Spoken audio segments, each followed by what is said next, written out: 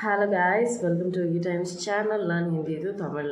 இன்றைக்கி நம்ம என்ன பார்க்க போகிறோம் அப்படின்னு பார்த்தீங்கன்னா, விஷாரத் பூர்வத்தோட தேர்ட் பேப்பர் பற்றி தான் details and tips and tricks எல்லாம் கொடுக்க போகிறோம். எப்படி அதிகமாக ஸ்கோர் பண்ணலாம், என்னென்ன டிப்ஸ் இருக்குது அப்படிங்கிறத என்னோடய வே ஆஃப் ஸ்டைலில் பார்க்கலாம் வாங்க.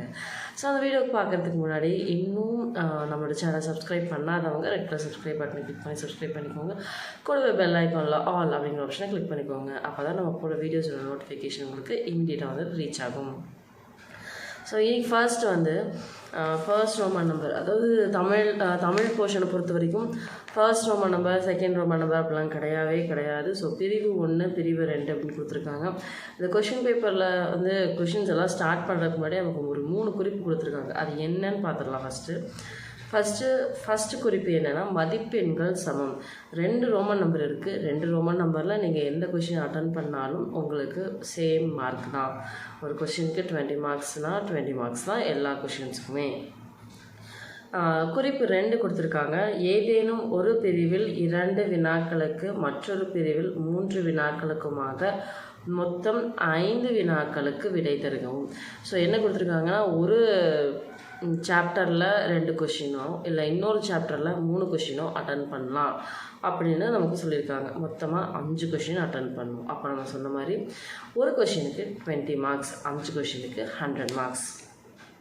குறிப்பு 3, விடை ஒவ்வொன்றும் 3 பக்கங்களுக்கு மிகாமல் இருக்க வேண்டும். ஸோ ஆன்சர்ஸ் வந்து ஒரு கொஷினோட ஆன்சர்ஸ் 3 பேஜஸ் மேக்ஸிமம் இருக்கணும் அப்படின்னு சொல்கிறாங்க. இப்போது 5 கொஷின்ஸ் எழுத சொல்கிறாங்க. பிரிவு 1ல் ஒரு 2ன்னு எழுதலாம். பிரிவு 3ல் 3 கொஷின் எழுதலாம். இதில் என்ன அப்படின்னா, பிரிவு 1ல் இருந்தாலும் சரி, பிரிவு 2ல் இருந்தாலும் சரி, மினிமம் 2 கொஷின் அட்டன் பண்ணணும் அப்படின்னு தான் அர்த்தம். பிரிவு 1ல் 2 கொஷின் இருக்கணும், பிரிவு 2ல் 2 கொஷின், அப்போ 4 கொஷின் ஆயிடுச்சு. இன்னும் ஒரு கொஷின் இருக்குது. அந்த ஒரு கொஷின் வந்துட்டு 1ல் எழுதினாலும் சரி, 2ல் எழுதினாலும் சரி அப்படின்றாங்க. அந்த 1 ஆப்ஷன் வந்துட்டு நீங்கள் வந்து பிரிவு 1லேருந்து எனக்கு இந்த கேள்வி நல்லா தெரியும்ப்பா, நான் இதில் எழுதிக்கிறேன் அப்படின்னாலும் ஓகே. இல்லை பிரிவு 2லேருந்து எழுதினாலும் ஓகே அப்படின்னு சொல்கிறாங்க. இப்போ பிரிவு 1ல் வந்து நமக்கு 4 ஆப்ஷன் கொடுக்குறாங்க. 4ல் நம்ம 2 எழுதினாலும் எழுதலாம், இல்லை 3 எழுதலாம். பிரிவு 2லையும் 4 ஆப்ஷன் கொடுக்குறாங்க. அதில் வந்து மினிமம் நம்ம 2 எழுதணும். ஸோ இந்த 3வது, இப்போ நம்ம பிரிவு 1ல் 2 அட்டன் பண்ணியிருந்தால் பிரிவு 2ல் வந்து 3 அட்டன் பண்ணியிருக்கணும். ஸோ அதனால் எப்படி வேணாலும் நம்ம வந்து கொஷின்ஸ் அட்டன் பண்ணிக்கலாம். ஃபஸ்ட் ரோமன் நம்பரில் 2, இல்லை செகண்ட் ரோமன் நம்பரில் 3, இல்லை ஃபஸ்ட் ரோமன் நம்பரில் 3, இல்லை செகண்ட் ரோமன் நம்பரில் 2 அப்படி அட்டன் பண்ணிக்கலாம். ஸோ பிரிவு 1ல் உங்களுக்கு கன்ஃபியூஷனே வராது. இது எல்லாமே பார்த்தோம்னா லெசன்ஸ்லேருந்து தான் கொடுத்துருக்காங்க. தம்பியர் பற்றி கொடுக்குறது, மதுரை மாநகரை பற்றி எழுதுங்க அப்படின்னு சொல்கிறது, இதெல்லாம் பார்த்திங்கன்னா ஒரு லெசன் கண்டென்ட்டாக இருக்கும். நம்ம படித்து அப்படியே ஒரு எஸ்ஸேவாக எழுதிட முடியும். ஸோ இதில் அப்படி தான் தமிழ் எழுதும்போது எப்பவுமே என்ன பண்ணணும் அப்படின்னா, ஒரு குறிப்பு சட்டகம் அப்படின்னு சொல்லிட்டு போடுங்க. குறிப்பு சட்டகம்னு போட்டு நீங்கள் எழுதுகிற எஸ்ஸேக்கு சைடு ஹெட்டிங்ஸ் கொடுத்து முன்னாடியே வச்சுக்கோங்க. அந்த சைடு ஹெட்டிங்ஸ் பேஸ் பண்ணி அந்த சைடு ஹெட்டிங்ஸ் எல்லாத்தையும் எடுத்து குறிப்பு சட்டங்களும் முன்னாடியே எழுதிட்டு ஒவ்வொன்றா எடுத்து கீழே எழுதி எக்ஸ்ப்ளனேஷன் கொடுங்க.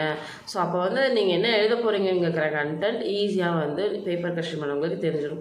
ஒரு எஸ்ஸே அப்படிங்கிற பேட்டர்ன் வரும்போது கண்டிப்பாக முன்னுரை இருக்கணும், முடிவுரை இருக்கணும். முன்னுரையில் இப்போ வந்து தம்பியர் பற்றி நம்ம பார்க்கலாம் அந்த லெசனில் அப்படின்னா, இக்கட்டுரையில் நாம் தம்பியர் என்னும் தலைப்பில் கொடுக்கப்பட்டுள்ள கட்டுரையின் அடிப்படையை கொண்டு விவரிப்போம் அப்படின்னு சொல்லிட்டு ஒரு முன்னுரை. முடிவுரையில் இக்கட்டுரையில் நாம் ராமகாதையை காட்டும் தம்பியரை பற்றி கண்டோம் அப்படின்னு சொல்லிட்டு ஒரு முடிவுரை எழுதுங்க. ஸோ இந்த மாதிரி கண்டிப்பாக ஒரு எஸ்ஸே அப்படிங்கும்போது ஒரு முன்னுரை இருக்கணும், ஒரு முடிவுரை இருக்கணும். அந்த குறிப்பு சட்டகம் மெயினாக போடுங்க. என்னென்ன ஹெட்டிங்ஸ்லாம் நீங்கள் எழுத போகிறீங்க அப்படின்னு சொல்லிட்டு குறிப்பு சட்டகம் போட்டு எழுதுங்க. பிரிவு 1 பொறுத்த வரைக்கும் நமக்கு எந்த ஒரு கன்ஃபியூஷனுமே கிடையாது. ஜஸ்ட் ஒரு எஸ்ஸே மாதிரி கொடுத்துருப்பாங்க. அது என்ன எஸ்ஸேவோ அதை அப்படியே நம்ம படித்து எழுத போகிறோம். பிரிவு 2ல் 4 ஆப்ஷன் கொடுக்குறாங்க. 4 ஆப்ஷனில் ஃபஸ்ட்டு கொஷின் என்ன அப்படின்னு பார்த்தீங்கன்னா, எவையேனும் 4க்கு விடையளிக்கும் இடஞ்சொட்டி பொருள் எழுதுக. அதாவது கீழே வந்து 5 ERC கொடுத்துருக்காங்க. அந்த 5ல் ஏதாவது 4க்கு வந்து நீங்கள் வந்து ERC வந்து அட்டன் பண்ணணும். ஆனால் இப்போ இங்கே 4 கொஷின் இருக்குதுன்னு சொன்னீங்க, அப்போ 5ஆவதில் திருப்பியும் 4 ஆன்சர் பண்ணுமா அப்படின்னு கேட்டால் கண்டிப்பாக 5ஆவது கொஷின் அப்படின்னு சொல்லிட்டு நீங்கள் அட்டன் பண்ண ஆரம்பிச்சிட்டிங்கன்னா அதில் 4 ERC கண்டிப்பாக எழுதியிருக்கணும். ஸோ இல்லை நான் 5வது அந்த இஆர்சி போர்ஷனையே அப்படியே நான் ஒமிட் பண்ணுறேன்ப்பா, ஏன்னா எனக்கு எங்கேருந்து வந்திருக்கு, எந்த போயம்லேருந்து வந்திருக்கு எனக்கு டவுட் இருக்குது. ஸோ அதில் எனக்கு மேபி தப்பாகிறதுக்கு சான்ஸ் இருக்குது அப்படின்னா மிச்சம் 3 கொஷின்லேருந்து மிச்சம் 3மே எஸ்ஏ மாதிரி கொடுத்துருப்பாங்க. அந்த எஸ்ஏல இருந்து 2 எஸ்ஏ வந்து நீங்கள் வந்து அட்டன் பண்ணிக்கலாம். 2 அல்லது 3, எனக்கு 3மே தெரியும்னா 3, இல்லைன்னா 2 தான் தெரியும்னா அதில் 2 அட்டன் பண்ணிக்கலாம். ஸோ அது அப்போவும் சரி. இதிலெல்லாம் பார்த்திங்கன்னா இந்த போயமில் வந்து அதாவது இந்த திருக்குறள் இதுலேருந்தெல்லாம் வந்து எஸ்ஏ கேட்கும்போது ஆசிரியர் குறிப்பு அப்படிங்கிற ஒரு விஷயத்தை நம்ம கண்டிப்பாக போடணும். அவரை பற்றி கொஞ்சம் இன்ஸ் வந்து எடுத்து வச்சு எழுதுங்க. நெட்டில் கூகுளில் சர்ச் பண்ணிங்கனாவே எல்லாத்துக்கான ஹின்ஸுமே கிடைக்கிது. இப்போ வந்து கண்ணதாசன் பற்றி வேணும்னா அவர் எப்போ இருந்தார், என்ன அவார்டு வாங்கியிருக்காரு, என்ன புக்ஸ் எல்லாம் எழுதியிருக்காரு, எல்லாமே கிடைக்கும். ஒரு சின்ன ஒரு 4 பாயிண்ட் அவர்களை பற்றி எடுத்து வச்சுக்கோங்க. ஒரு எஸ்ஏ எழுதும் போது கண்டிப்பாக நீங்கள் ஆசிரியர் குறிப்பு போட்டு எழுதினீங்கன்னா உங்களுக்கு இன்னும் எக்ஸ்ட்ரா பாயிண்ட்ஸ் தான் கிடைக்கும், எக்ஸ்ட்ரா மார்க்ஸ் கிடைக்கும். ஸோ அதனால் இப்போ சிலப்பதிகாரம்னா இளங்கோவடிகள் எழுதியிருக்காரு. அப்போ இந்த இளங்கோவடிகளை பற்றி கொஞ்சம் எழுதுங்க. அவர் எந்த நூற்றாண்டை சேர்ந்தவர், எங்கள் அம்மாப்பா யார், என்ன அப்படிங்கிறத பற்றி கொஞ்சம் எழுதுனீங்க அப்படின்னு சொன்னால் எக்ஸ்ட்ரா பாயிண்ட் உங்களுக்கு கிடைக்கும். அப்போ வந்து நீங்கள் குறிப்பு சட்டகம் போடும்போதே முன்னுரை, ஆசிரியர் குறிப்பு அப்படிலாம் போட்டு எழுதுனீங்க. ஒரு அப்பியரன்ஸ் நல்லா இருந்துச்சு அப்படின்னு சொல்லும்போது ஃபர்ஸ்ட் நம்ம எஸ்ஏ ஸ்டார்ட் பண்ணும்போது கொஞ்சம் நல்லா எழுதணும் அப்படின்னு சொன்னோம்னா பார்க்கும்போதே டீச்சர்ஸ்க்கு வந்து ஒரு அட்ராக்டிவாக இருக்கும். ஸோ பேப்பர் கரெக்ஷன் பண்ண எக்ஸ்பீரியன்ஸில் நான் சொல்கிறேன். ஒரு எஸ்ஏ எக்ஸ்பெக்ட் பண்ணுற விதமே அப்படி தான் இருக்கும். ஓகே எழுதியிருக்காங்க, நிறைய தெரிஞ்சிருக்கு, ஏதோ கலெக்ட் பண்ணியிருக்காங்க, ஒர்க் அவுட் பண்ணியிருக்காங்க அப்படிங்கிறது அந்த பேப்பரை பார்த்தோன்னே நமக்கு தெரிஞ்சிடும். ஸோ இப்படி தான் ஒரு எஸ்ஏயை ப்ரெசென்ட் பண்ணணும். இதுலேயுமே முன்னுரை, முடிவுரை, குறிப்பு சட்டகம் இதெல்லாமே போட்டு எழுதுங்க. ஸோ தமிழ் பேப்பர் ரொம்ப ஈஸி தான். நீங்கள் எஸ்ஏ சாய்ஸ் பண்ணுறீங்கன்னா எஸ்ஏ ஃபுல்லாக சாய்ஸ் பண்ணிக்கோங்க, அந்த இஆர்சி விட்டுருங்க. இன்கேஸ் நீங்கள் ஏஆர்சி அனடேஷன் நான் கண்டிப்பாக அட்டன் பண்ணுறேன் அப்படின்னு முடிவு பண்ணிட்டீங்கன்னா கண்டிப்பாக என்ன பண்ணணும், அந்த அனடேஷனுக்கு இடம் அப்படிங்கிறத எழுதணும். இந்த வரிகள் எந்த லெசன்லேருந்து வந்திருக்கு, இதை எழுதியவர் யார் அப்படிங்கிறத நம்ம எழுதணும். 2வது விளக்கம், அந்த லைனுக்கான விளக்கம் எக்ஸ்ப்ளனேஷன்ஸை கொடுத்துடணும். அப்புறம் சிறப்பு, ஒவ்வொரு பாடலுக்கும் ஏதாவது ஒரு சிறப்பு இருக்கும், அந்த பாடலுடைய சிறப்பை வந்து கடைசியாக எழுதணும். ஸோ இஆர்சி அட்டன் பண்ணுறதா இருந்தால் இப்படி தான் அட்டன் பண்ணணும். இடம், பொருள், சிறப்பு அப்படிங்கிறது நமக்கு இருக்கணும். அதே மாதிரி 4 இஆர்சிங்கும் போது எந்த இஆர்சி வரும்ன்ற நமக்கு கெஸ் பண்ண முடியாது. ஸோ அதனால் நம்ம வந்து மேக்ஸிமம் எல்லா இஆர்சியுமே தரவு பண்ணிக்குவோம். ஒரு லைனை படித்த உடனே அது என்ன இஆர்சி அப்படிங்கிறத அண்டர்ஸ்டாண்ட் பண்ண ட்ரை பண்ணிக்கோங்க. ஸோ இந்த மாதிரி தான் பிரிவு 1 அண்ட் பிரிவு 2ல் தமிழ் பேப்பர்ஸ்க்கு ஆன்சர்ஸ் எழுதணும். உங்களுக்கு ஆன்சர் புக்லெட்டில் எக்ஸ்ட்ரா பேப்பர்ஸ் எல்லாம் கிடைக்காது. ஸோ புக்லெட்குள்ளேயே வந்து ஆன்சர்ஸை முடிக்கிற மாதிரி பார்த்துக்கோங்க. அதே மாதிரி டைம் கொஞ்சம் கீப்பப் பண்ணுங்கள். 3 hours தான். 3 hours வந்து 5 கொஷின்ஸ் எழுதணும் அப்படின்னு சொன்னால் ஒரு 1/4 மணி நேரம் ஒரு 20 to 25 minutesக்குள்ளே நம்ம வந்து ஒரு எஸ்ஏவை முடிக்க பார்க்கணும். நமக்கு நல்லா தெரிஞ்ச எஸ்ஏக்கு நிறைய டைம் எடுத்துருவோம், தெரியாத எஸ்ஏக்கு கொஞ்சம் யோசிக்க கூட நமக்கு டைம் இருக்காது.